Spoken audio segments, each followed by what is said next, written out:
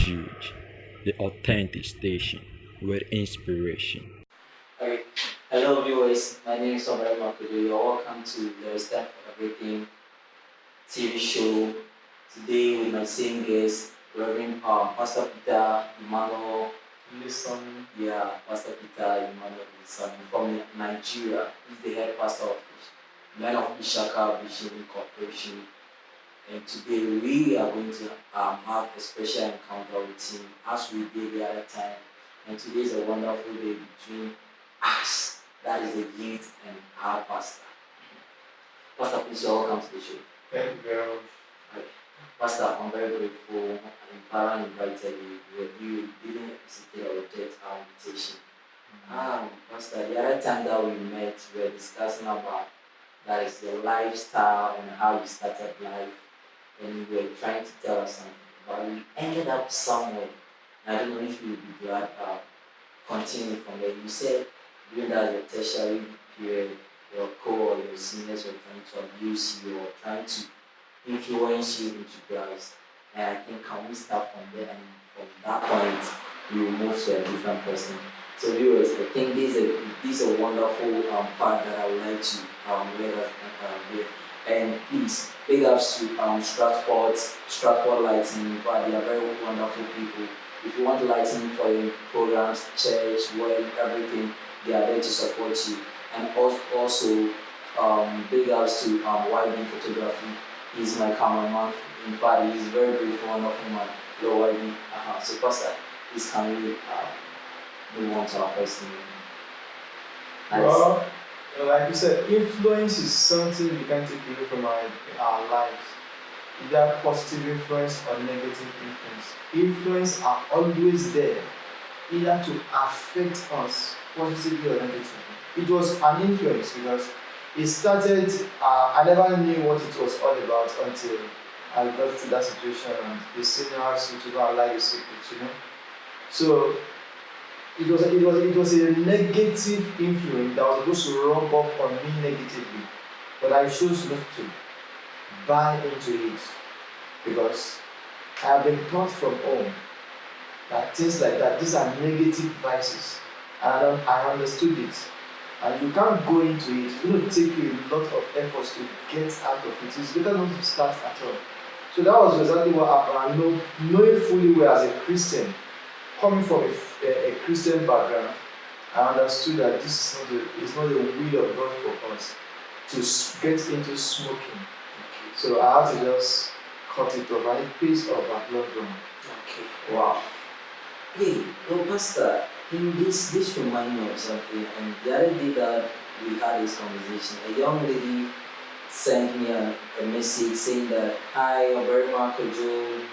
In fact, I'm very happy for this program. This is what is happening to me, and I would like you to share it with the view and support me and advise me on how to deal with it." She said when she completed SEMA, that's 2017, she applied for a job, and this time the job was on pending. The parents were just forcing her to, "Hey, young lady, you need to go and look for a job, you need to go and look for a job." She was very disturbed. So due to that, she was being forced or like being pushed into a relationship. And she was trying to say that, okay, this has been a platform for you to empower the youth. We'd like to let us help her in order to prevent this situation. She wants to be out of the relationship. So since as a pastor, and I myself can't solve it by myself, I would like pastor to help her from that angle. Is in a relationship, and now she wants to preach a pastor. Please can you help us with that? Pushing a girl into a relationship will not solve the financial problem of the girl or the family. Now, the parents are getting it wrong when it comes to this. You see, we were discussing some time ago, there is a huge gap between the parents and the children or the youth of today. There is a big gulf that we need to bridge so that we can easily harmonize for people to work smoothly. For the generation, this older generation, to understand what it takes to be in this present generation. You don't put pressure on youth or teenager. Number one, as a parent, there are many ways.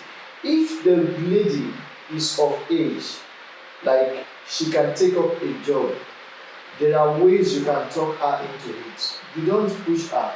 If they are pushing her, oh, take a job or learn a skill, it's good. But you shouldn't force her to go into a relationship. What do they want for her? What is the aim of the parents in the first place? Pushing her into a relationship. And they must define the relationship also. What kind of relationship are you wanting for her? Is she old enough to get married? That's another thing. Are you selling your daughter? Because I don't know how much you are going to give in return to the lady that is going to compensate for maybe sleeping with a man or whatever. How much are you going to give to her? And by doing that, you are ruining her career. The only thing I want to say at this point is the lady needs a counsel. She really needs a counsel. We have a lot of youth that are bottling up a lot of things right now. They need to come out of their shells. They need help. And if you're not saying it out, nobody will know what you are passing through. I want to plead with the parents. Give the youth enough space. Don't, because of monetary benefit, push them into negative vices.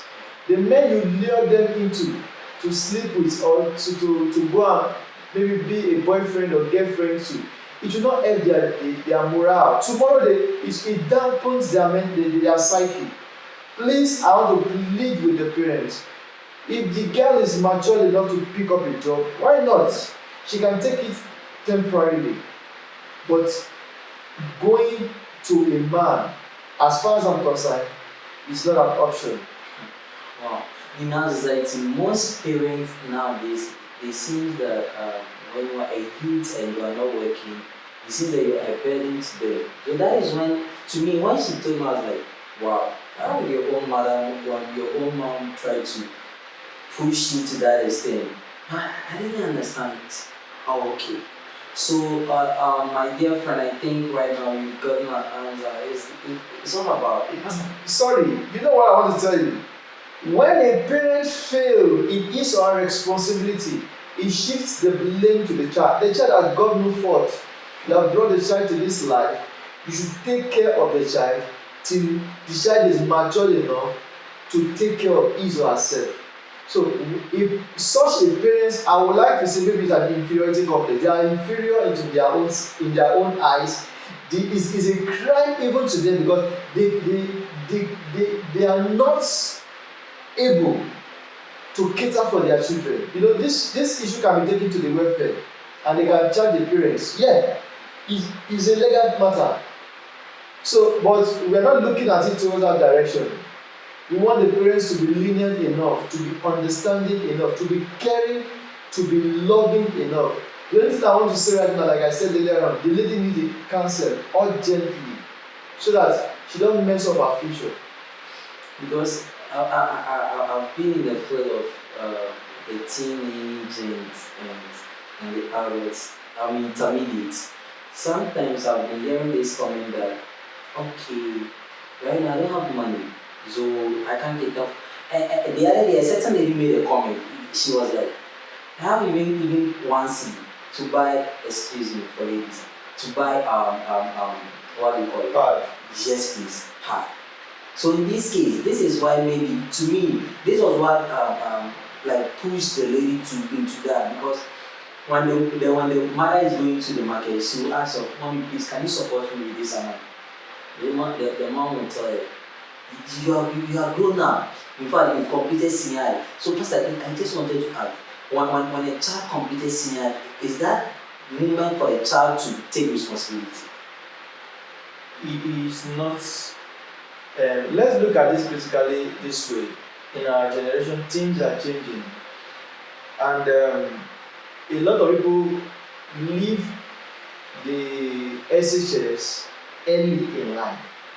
A lot of people are older, so it depends on the age. It depends on the capacity of that child. It depends on the ability of that child.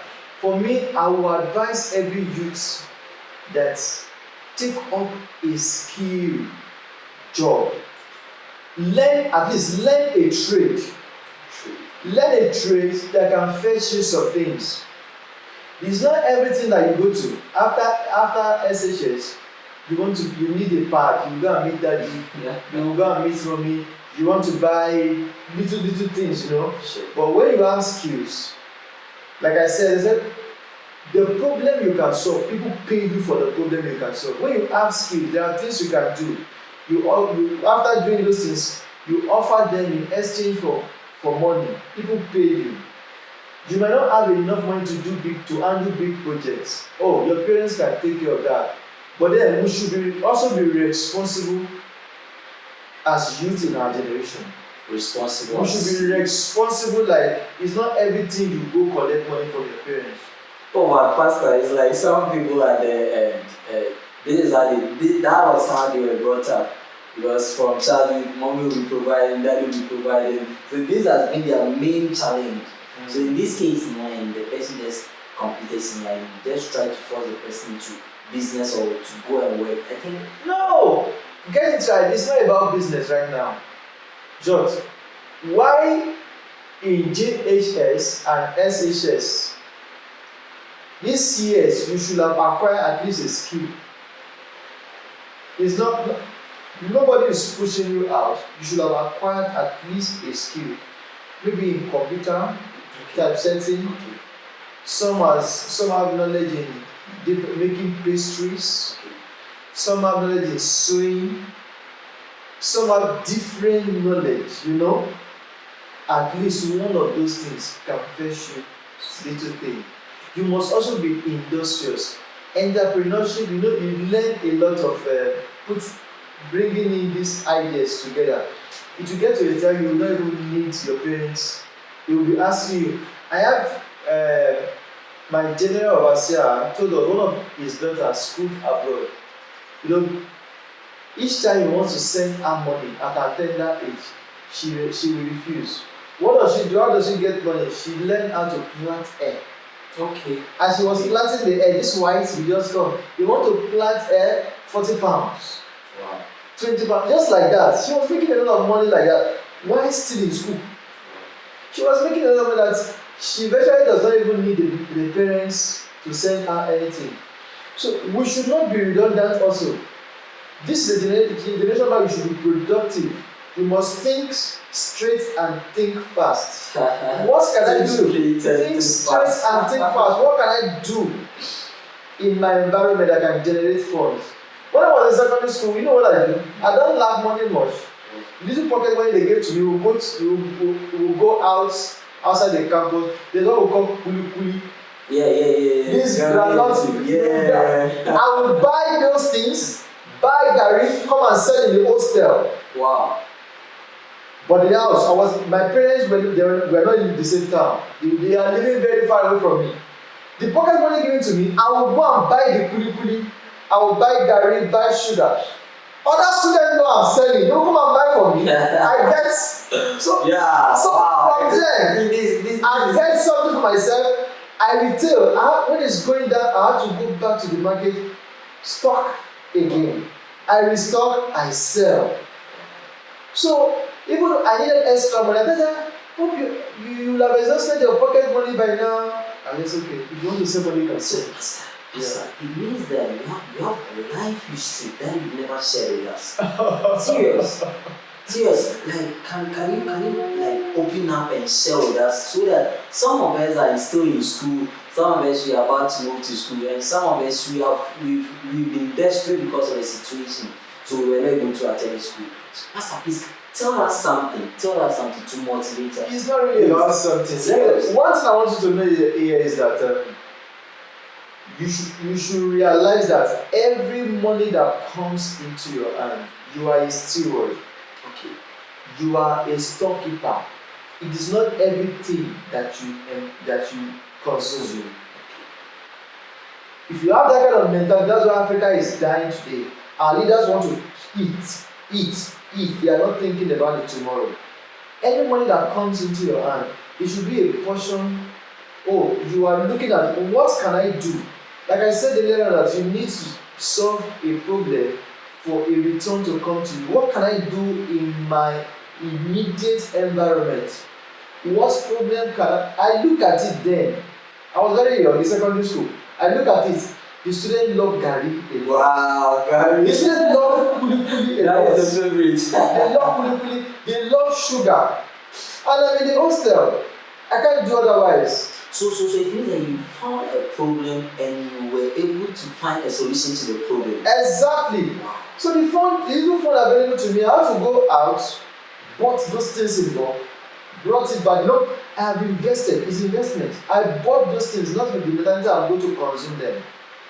And when I brought those things, I was selling and making profit on it. People were winning because they can't go to the market to buy. The market was far away from our hostel then. And you want to go to the market because of what? The transport for you to go and come. You will have just to bought some portion of kuli kuli and gari. So it's like that. So you look at the environment. There are needs everywhere right now. So I don't buy into it when you say, I don't have a job, I don't have money. Think, what can you offer around yourself? So that's going to give you a good return. So basically that was what I did, and it pays off. And I have money. If I have any money right now, I want to look at what am I going to invest in that people will buy on time. I'm not tying it down. Give it out. Get your money back. Go back. Give it out. The one CD you are getting on it is something. You must not be greedy for gain. Everything is not money. You are affecting destiny positively. You are affecting lives positively. It's a testimony. So that was campuses that make money. The cash cards. Oh. You use data on daily basis. True or false? True. How? You make calls on daily basis. True. What are we saying? So it means that we need to find a problem and find a solution to it. This reminds me of something. Pastor, 3 days ago I met a friend. He was trying to tell me something that he has this challenge that he too wants to overcome it. He said he can take in weed. A day he can take in almost the number of weeds. Even with a day, if he doesn't take in such drug or that smoke, whatever, that marijuana thing, if he doesn't take some, he can't even stay. And this time when he's trying to tell me that we should find a solution to it, and we want to stop right now because where he's heading towards, he himself can see that he's not surviving, but he can't resist it. So as a pastor, can you please help us to find a solution to that? The problem of weed is a multi-dimensional facet problem. It has many angles. It has spiritual angle because they are under bondage. It also has the physical angle where you can counsel the people. Then they need to also disconnect from that environment because you need to reorientate the person. Now you have to deliberately disconnect him or her from the friends he is moving with right now. Wow. Because those are going to be a huge influence on whatever decision is going to be taken. So disconnecting that person from those friends around him right now, he needs counseling. He needs to be counseled on way forward. And so my dad used to smoke and used to be a chain smoker. A chain smoker is someone that smokes without stopping. It's not the way someone that will go and buy one cigarette and smoke. He smoked in row.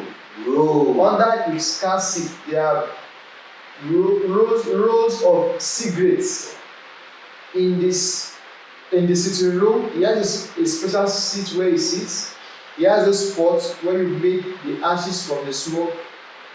Then he has this under his chair in the sitting room. There are packets of cigarettes. They smoke St. Maurice in those that day. Rothmans, St. Maurice. Those are the two major brands they smoke that I know of.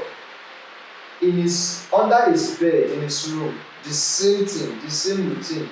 So he said something. He said, if you want to do something, he said, do it very well. Let people know that you are doing it. He said that you are not cold, you are not hot. If you are not smoking, don't smoke. Oh God, don't do bad. But if you want to do it very well. And I pick from his advice.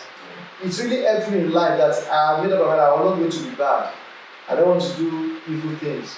But at long run, I got delivered in from the bondage of smoking. You never expected it, but the way God did it is a miracle. God did it in a miraculous way. God delivered him from that. He dropped it. He was a reverend before he died. So he served the Lord. He does a lot of things. So and taking weed does not stop you from serving God. We have a lot of people that comes to church and they still take other things, but you need to break from that bondage. It's a stronghold. So I will advise him to come for counsel. He needs advice. Then when we look at his situation critically, we know the kind of advice to offer him. But first of all, we need to prayerfully help him out, counsel him, disconnect him for those friends that are going out together for now. Wow. It's not an easy task, but bro, I think we can overcome it. But everything so far that you're determined to overcome it, we can overcome it. Okay. So I think Pastor is going to help us here. Men of God are always powerful. I've been always repeating this several times because you discussed it with me, and I think I was not the right person for this discussion. So I decided to bring it to the man of God so he can help us in a different way. So right now we are going to help you. Pastor, please, as Xmas is just at the corner. Now, what is your advice towards the youths? But point of correction, there is nothing like Xmas. Okay. X is nothing. Okay. X is an unknown. Okay. We are celebrating Christmas, not Xmas. You know, in mathematics we say X. If this plus this is 7, what is X?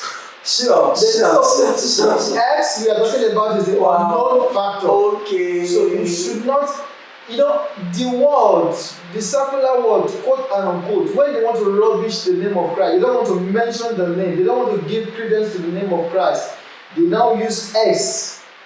So then we don't have anything like X. It is Christmas. And my advice is everything about this season is about Christ. And we should understand that going out drinking, eating, smoking, committing immorality, moving around with friends without purpose is uncalled for. We should know the reason for the celebration. The reason for the celebration is we are celebrating the Messiah, Jesus Christ, the Lord of the universe. It doesn't matter what people feel. Many people don't want to hear the word Jesus Christ. Jesus Christ, the Lord of the universe. We are celebrating him. And what best way could we have done it than to worship him, than to praise him, than to help the needy? So there are many ways we can celebrate Christ, but then we should run away from sin.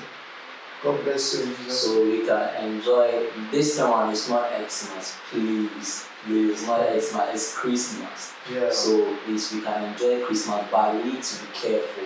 As Pastor said, we need to prevent ourselves from any immoral act that is going to deter the image of Christ. So I think we are very grateful for Pastor.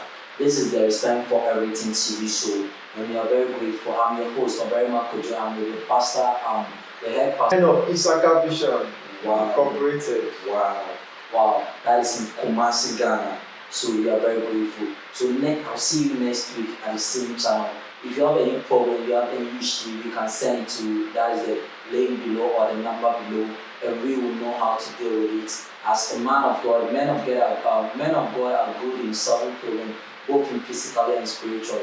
And I think Pastor Emmanuel is one of the men, and I'll be very grateful if you would like to share the program with us. God bless you. Stay tuned.